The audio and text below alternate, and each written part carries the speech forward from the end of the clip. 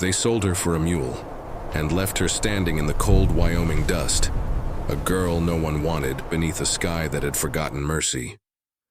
The settlement lay quiet beneath a colorless sky, where wind dragged ribbons of dust across the frozen ground. Nothing grew there but thorn and memory. The shanties were nailed together from whatever timber the wind hadn't already stolen, and smoke from lean chimneys curled upward like the last breath of something dying slow. Elsie Marin stood near the corral when her father sold her. No one said the word sold, not aloud, but she heard it just the same. The trader's mule was old, sway-backed, its coat rough as bark, and her father's eyes gleamed at the sight of it. Winter had carved hollows in his face, and hunger had stripped him of gentleness. Her mother wept only once, quietly, then turned away as though grief itself had grown too costly to afford. The trader's name was Haskell Reed, a man with more beard than mercy. He looked at Elsie like one might look at a cracked pot, not worth fixing, but still useful for carrying something if handled right. "She can cook?" he asked. Her father grunted. "She can try," and that was the end of it. A handful of grain changed hands. The mule's reins were passed over. Elsie watched the wagon pull away. Her family's faces turned from her like shutters closing before a storm. She wanted to call after them, to say please, to say I can work harder, but the words wouldn't come. They froze somewhere between her ribs and her throat, and she stood in the dust, shawl drawn tight, while the last wheel track filled with drifting sand. The trader led her north along a trail that twisted through the plains like a dry river. He said little and she said less.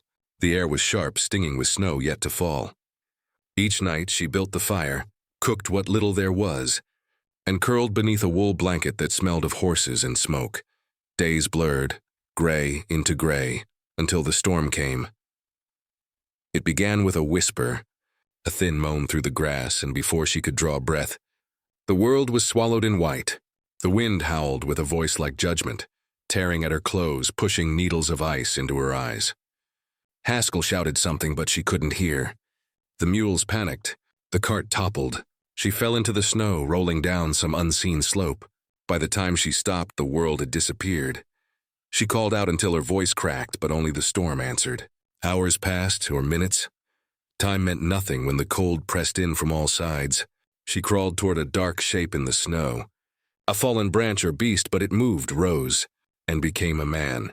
He stood tall, wrapped in a heavy coat the color of bear hide, beard rimed with frost, eyes pale and distant as the river in January. Without a word, he lifted her from the snow, her body limp as a rag. She tried to ask who he was, but the cold had stolen her tongue. The last thing she remembered was the smell of pine smoke and the faint rhythmic creak of a saddle. When she woke, the storm had quieted. The room was small, logs chinked with moss, a fire burning steady in the hearth. Steam rose from a kettle. A rifle leaned against the door. The man from the storm sat nearby, sharpening a knife against a whetstone, slow and steady, his movements measured as breath. "Where am I?" she asked, her voice barely a whisper. "North Ridge," he said without looking up. His voice was low, rough, yet not unkind. "Found you half buried in the drifts." She pushed herself upright, the blanket sliding from her shoulders. "The traitor?" He shook his head once. "Didn't see no traitor." Something heavy settled in her chest, a strange mixture of dread and relief. She looked at her hands, red and raw from frost. He rose, poured water from the kettle into a tin cup, and handed it to her. His hands were scarred, knuckles swollen from years of hard work. The firelight caught on a line that ran down his jaw. A pale scar, thin but deep. She drank slowly. The warmth stung her throat. He turned back to his chair. "Name's Jonas Hale," he said finally. "Cabin's mine. You can stay till the snow breaks." She nodded, unable to find words that fit. The wind rattled against the walls, a reminder of what waited beyond. She watched the flames dance in the hearth and thought of her family. How quickly they'd traded her, how easily they'd let her go. Perhaps they were already halfway to the next town, the mule limping beside them, her name forgotten by nightfall. Jonas said nothing more that evening. He sat in his rocking chair, gaze lost in the fire, sharpening that knife until its edge gleamed. The only sounds were the steady creak of the chair and the whisper of snow sliding off the roof. Elsie wrapped herself tighter in the blanket, her fingers tracing the rough weave. It smelled of pine and wood smoke, strange, comforting sense of a world she didn't yet understand. Outside, the storm died slowly, leaving the mountains cloaked in silence. Somewhere in that silence, something within her began to shift, a faint ember of defiance, small but alive.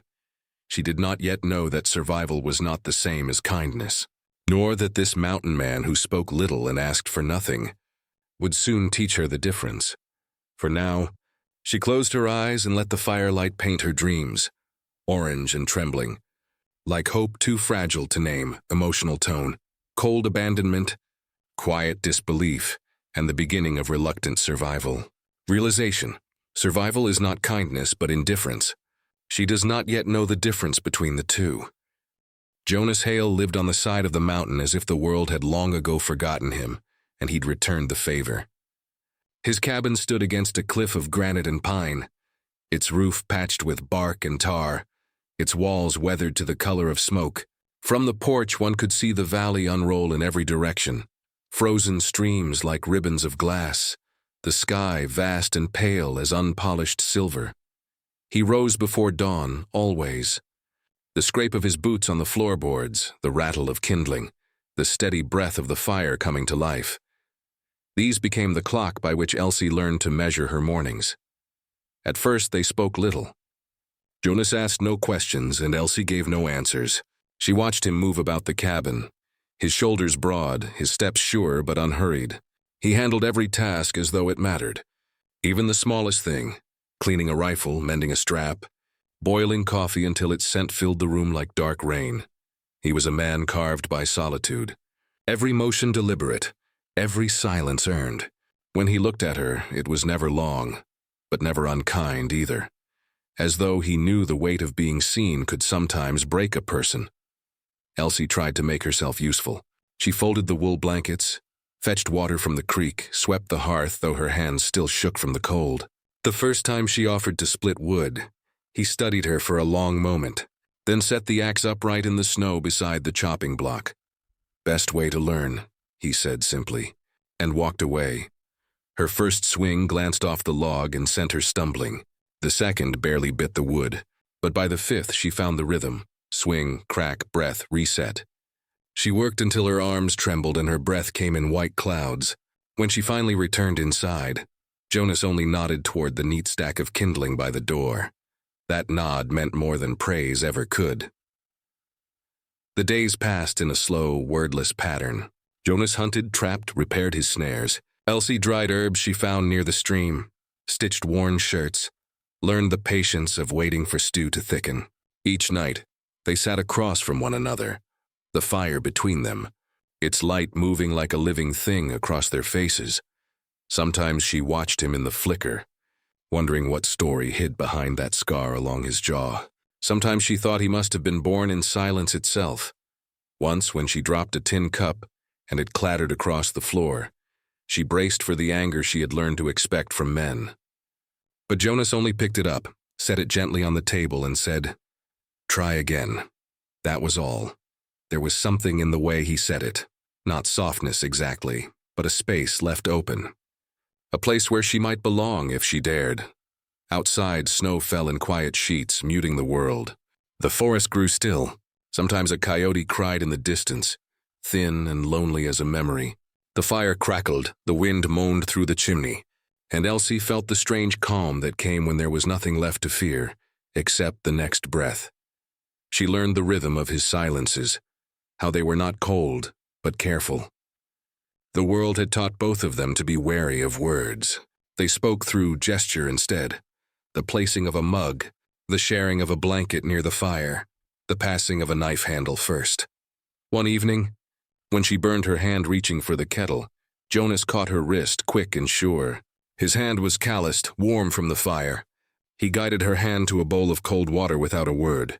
The simple act undid something inside her, a knot she hadn't known she carried. "Thank you," she whispered.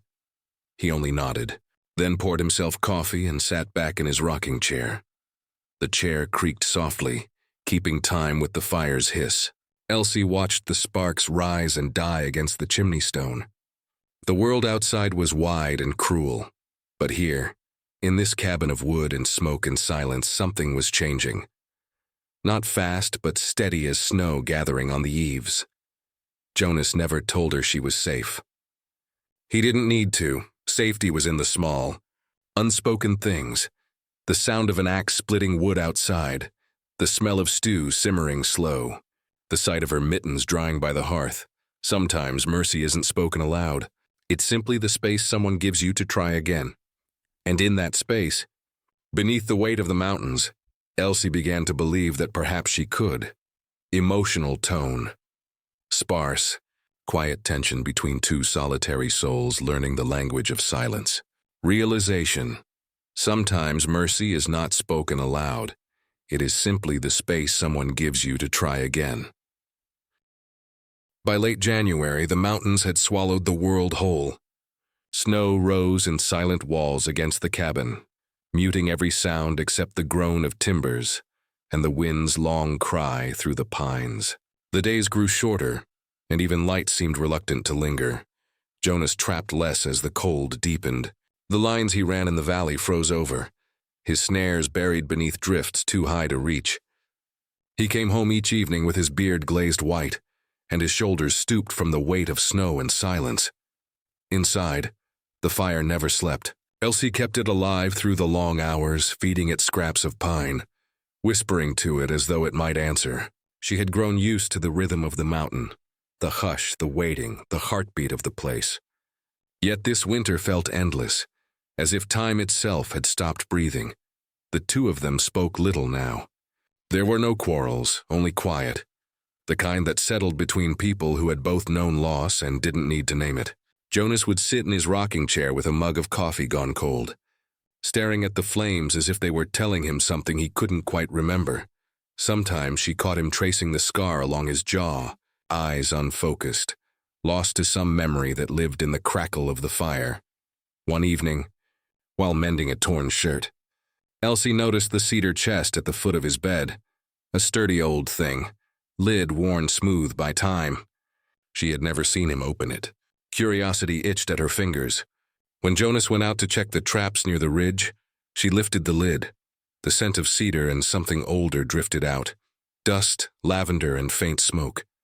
Inside lay folded linens, a small wooden comb, a faded ribbon, and beneath them, a wedding dress. It was yellowed with age, the lace delicate as frost, the hem still stained by earth.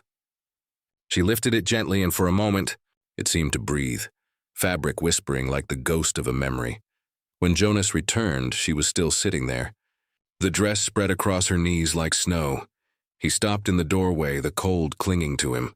For a long time, he said nothing. Then, quietly, as though speaking might break something fragile, he said, "She didn't make it through a winter like this one." His voice cracked on the last word. He didn't explain, and she didn't ask. Some griefs were sacred, too heavy to drag into the light. He walked past her, set his rifle down, and sat before the fire, his hands hanging useless between his knees. That night, she lay awake listening to the storm clawing at the roof, thinking of the woman who'd once worn that dress. A woman who had laughed once, cooked, sewn, maybe sung.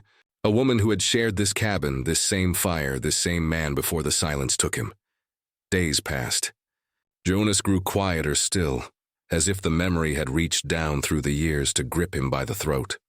He moved slower, spoke less, stared longer at the fire until his coffee went untouched. Elsie couldn't bear the sight of that folded dress any longer, a wound left open in the corner of the room. So one morning she brought it to the table. The fabric was brittle, seams loose. She set her mending kit beside it and began to stitch. Her hands trembled at first, but she worked carefully, patiently, like tending to a hurt that wasn't hers. She mended each tear, smoothed every crease, replaced missing threads with new ones. The hours passed. Outside, snow fell in soft silence. When she finished, she didn't fold it away again. She hung the dress by the fire, where the heat could lift its dampness and the light could touch it. The lace glowed faintly, gold against the flicker of flame. When Jonas saw it, he stopped dead in the doorway. His breath caught. His gloved hands clenched once, then fell open. He stood there for a long time, eyes fixed on the dress as though it were both a ghost and a benediction. He didn't speak. He only turned away, moving slowly to the rocking chair. His hands shook when he reached for his cup. Elsie said nothing either. She simply returned to her sewing, the needle flashing in the firelight like a small, defiant star. That night, Jonas didn't rock or sharpen his knife. He sat still, staring into the flames. After a long while, he spoke, voice rough and low. "She was strong," he said. "Stronger than I ever deserved. Fever took her fast. Tried to ride for help, but the storm closed the pass." He stopped. The fire popped, a spark leaping up between them. "I buried her by the creek," he said. "Couldn't find the courage to leave afterward, just stayed." Elsie listened, hands folded in her lap. "The world doesn't give much mercy," she said softly. Jonas gave a tired nod. "No, but it gives time if you can bear it." The silence that followed wasn't heavy anymore. It had softened somehow, like the snow outside. Still cold, still vast, but gentle in its falling. Before sleep, she looked once more at the dress, its edges glowing faintly by the fire. For the first time, the cabin didn't feel haunted. It felt whole. By morning, the wind had died. The mountains glistened under the pale sun, every pine branch carrying the weight of white. Jonas stepped outside and breathed deep, the air sharp, clean, and living. When he turned back to the cabin, he saw Elsie at the window, the light catching her hair, her hands busy at some small work, and he thought, not aloud, but deep within, that perhaps the weight of winter wasn't only in what it took, but also in what it left behind. Emotional tone, melancholy and thawing grief, quiet intimacy between two souls touched by loss. Symbolism, the wedding dress, memory, purity, renewal. Snow, silence, death, endurance. Realization, even broken things can be mended by hands that once trembled. By late March, the snow began to sag and weep under the noon sun. The pines shed their burden with soft thuds, and streams broke free, running silver through the gullies. The mountain seemed to breathe again, slow, heavy breaths of thaw and mud and pine sap. Jonas mended his traps, setting them farther down the ridge where the meltwater whispered. Elsie tended the cabin, sweeping out months of soot, opening the shutters so the wind could wander through. For a time, the days felt almost kind, but kindness on that mountain never lasted long. It was Jonas who noticed the first sign. A snare tripped without catch, tracks that didn't belong to fox or elk. The prints were broad, uneven, heavy with the stagger of men half-starved. He followed them away, far enough to know they shadowed his trail, then turned back. That night, he said little, but his rifle stood near the door instead of on its peg. On the third evening, as dusk bled down the sky, they came. Two figures emerged from the trees, gaunt, hollow-eyed, wrapped in coats that hung like rags. One carried a shotgun, the other a knife strapped to his thigh. Their faces were drawn tight by hunger and the long road of failure. Jonas stepped out onto the porch, rifle in hand, the wind tugging his coat. Elsie stood behind the door, heart pounding. "Evening, friend," the taller one called. His voice was brittle, strained. "Heard tell you got food up here. Maybe a few pelts you could spare?" "Not for trade," Jonas said. His tone was calm, but the set of his shoulders was iron. The shorter man spat in the snow. "Ain't askin' to trade," the air tightened. The mountain, moments before so full of thawing sounds, seemed to hold its breath. Rain began to patter lightly. Cold, uncertain, Jonas lifted the rifle. "Best move on." The taller drifter smiled without humor. "Don't be hasty, old-timer. We just want a meal. And maybe the girl we saw through the window." Elsie froze. Her hands gripped the doorframe until her knuckles went white. Jonas didn't answer. He simply cocked the hammer. Everything happened at once. The shorter man lunged forward, shotgun rising. The flash of muzzle fire split the rain. Jonas fired back, the recoil slamming into his shoulder. The sound echoed through the valley, thunder answering thunder. When the smoke cleared, one man was down, crying out, clutching his leg. The other fired blind toward the cabin, pellets tearing through the door. Jonas staggered, blood blooming dark against his shirt. His rifle fell from his grasp, clattering onto the porch. Elsie moved before she thought. She burst through the doorway, grabbed the rifle with trembling hands, and leveled it. The world shrank to breath, rain, and heartbeat. The second drifter turned, eyes wide. He hadn't expected the girl. "Go," she said, voice shaking but sure. "Go now. He hesitated, seeing her finger steady on the trigger. Then he grabbed his wounded partner and stumbled into the trees, vanishing into the mist. The echo of their retreat faded into the hiss of rain. For a long moment there was only silence, and then the wet, uneven sound of Jonas's breathing. She dropped the rifle and fell to her knees beside him. The wound was high on his side, just below the ribs, bleeding slow but deep. She pressed her hands there, panic rising. "Jonas," she whispered.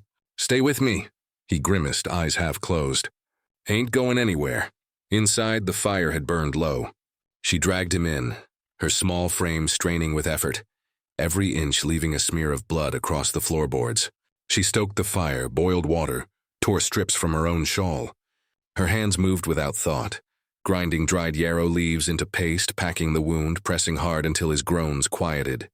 Hours passed like years. The rain turned to sleet, tapping against the roof like distant hoofbeats. She dozed in fits beside him, waking each time his breath hitched. Once he opened his eyes and tried to speak. "You did good," he murmured. The words slurred, faint. "Didn't think you'd—" "Don't talk," she said, pressing a damp cloth to his forehead. "Just rest." He obeyed, drifting back into silence. Through the long night, she kept the fire alive and her fear at bay. She whispered prayers she didn't know she still remembered. Prayers for light, for warmth, for another morning. When dawn came, it crept in pale and cold, spilling over the mountains like milk over stone. The storm had broken. Mist hung low in the valley. Elsie sat slumped against the wall, her hair loose, face streaked with soot and tears. Jonas lay beside the hearth, breathing steady, color faintly returning to his cheeks. She exhaled a breath she hadn't known she'd been holding. The cabin smelled of smoke, iron, and pine, the sense of survival. Outside, the world glistened clean, every branch jeweled with ice. The tracks of the drifters led down the slope and away, already filling with meltwater. Elsie stepped to the doorway, rifle still leaning where she'd dropped it.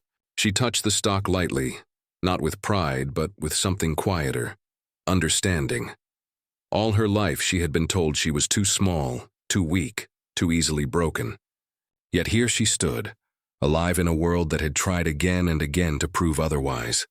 Behind her, Jonas stirred, murmuring her name. Not his command, not his burden, but his thanks. She turned, smiled faintly through exhaustion, and said, "You're safe now." Then she sank to her knees beside him, resting her head on her folded arms, and for the first time since she'd come to the mountain, she slept without fear. Outside, the thaw continued. The wind carried away the smoke, the blood, the noise, leaving only the steady, unspoken truth that would carry her from this day forward. She had never been useless. Only untried, emotional tone, fear, grit, and quiet courage. Violence met with restraint, danger met with resolve. Symbolism, the rifle, once an emblem of death, becomes a tool of protection. Rain and fire, cleansing and rebirth, realization. She was never useless, only untried. The snow began to rot under the spring sun, sinking into itself until patches of earth showed through. Dark, glistening, alive. The river, once frozen solid, now ran wild again, tearing at its banks, carrying whole branches downstream like lost memories. The sound of rushing water replaced the long, aching silence of winter. Jonas walked slower these days, leaning on an old axe handle he'd whittled smooth. The wound along his ribs had healed enough for him to move about, though the scar still pulled tight when he breathed deep. He bore it with quiet acceptance, the way he bore everything. Elsie worked outside most mornings, sleeves rolled, hair braided to her shoulder. The sun browned her skin. The wind teased her loose strands into gold threads.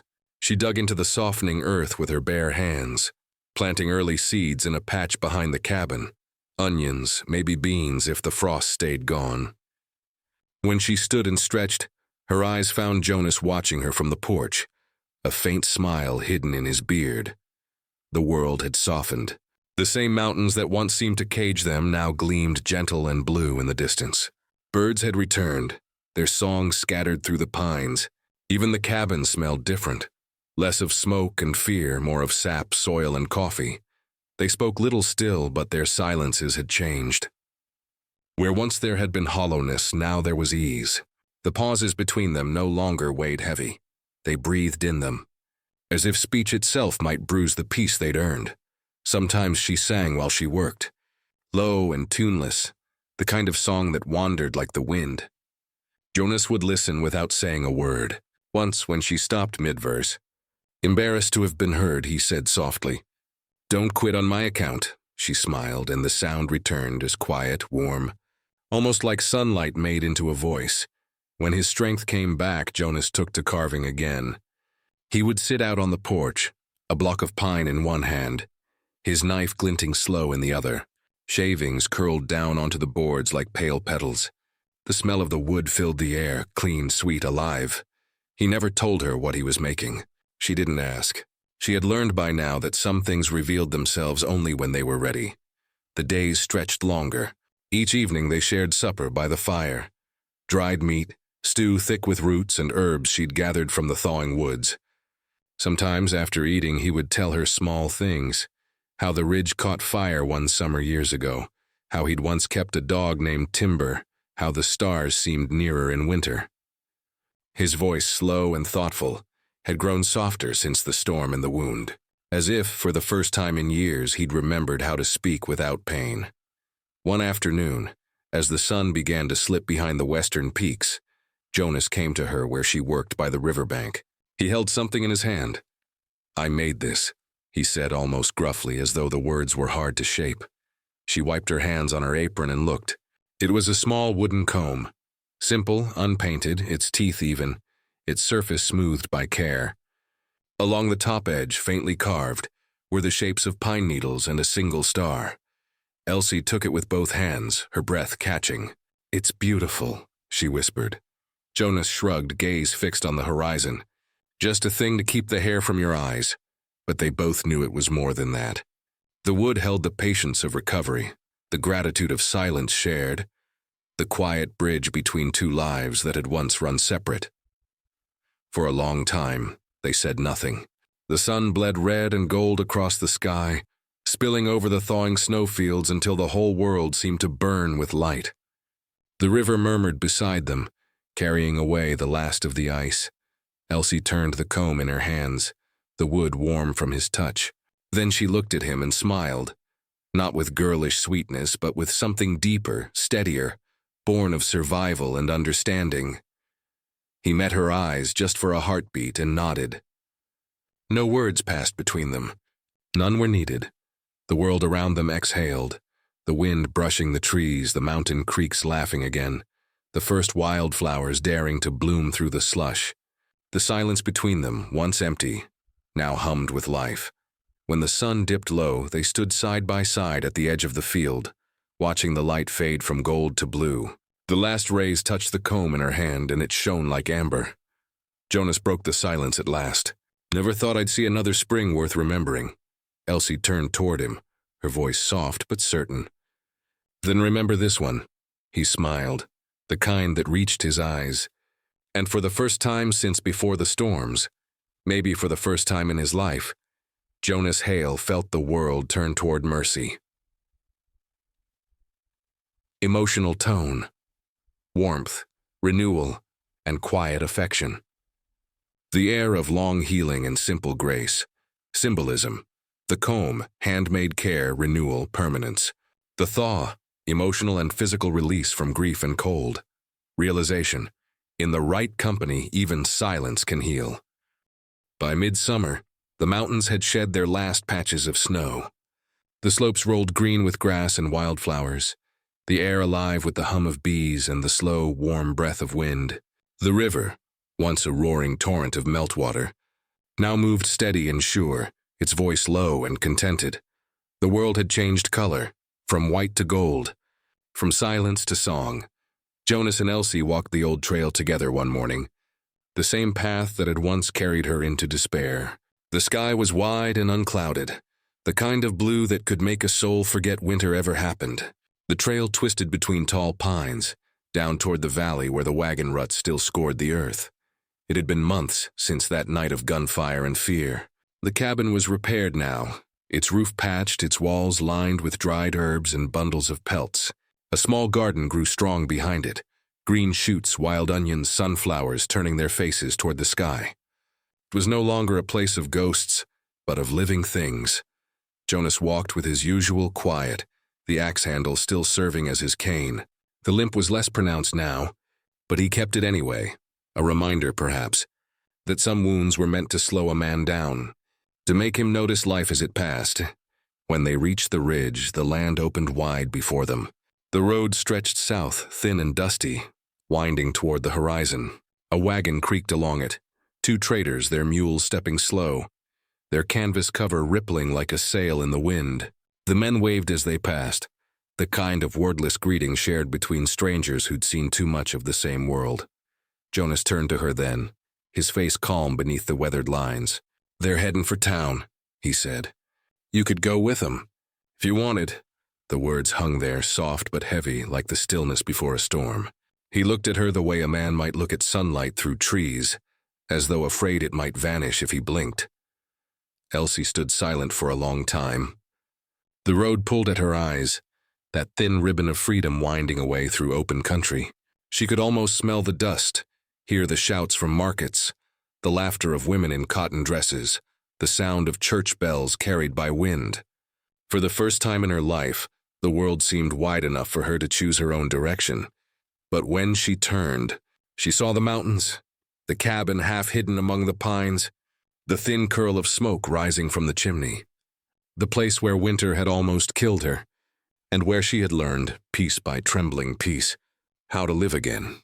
She thought of the garden, the stream, the little wooden comb that lay on the windowsill catching light. She thought of Jonas, quiet, steady, scarred, and how, in all his silence, he had given her something no one else ever had, the space to become herself. Her smile was small, but certain. "There's work yet to do up there," she said, nodding toward the peaks. "The beans are coming in slow and the roof still leaks by the stove." Jonas's eyes softened. He nodded once. "Then I reckon we'd best get back to it." They turned together, the road forgotten behind them. Their steps were slow, steady, matched in rhythm. The wind stirred the pine branches overhead, scattering needles that drifted down like blessings. Somewhere far off a hawk cried out, a sound sharp and pure as truth. As they climbed the path home, the sun dipped low, laying long golden stripes across the trail. Elsie's braid swung against her back, and Jonas's hand brushed the rifle slung at his shoulder, not out of habit, but out of memory. Both carried their scars without shame now. Both had learned the same lesson in different tongues. He had saved her life. She had given him reason to keep living. Neither was useless. Both had become whole. And as the mountain rose to meet them, wrapped in the hush of evening light, the wind whispered through the trees, a sound like forgiveness, a sound like home, emotional tone, quiet resolution, peace and redemption. A soft ending filled with earned companionship and mutual respect. Symbolism, the road, freedom and choice. The mountain, endurance and belonging. The smoke, continuity of life, realization. He saved her life. She gave him reason to keep living. Neither was useless. Both became whole.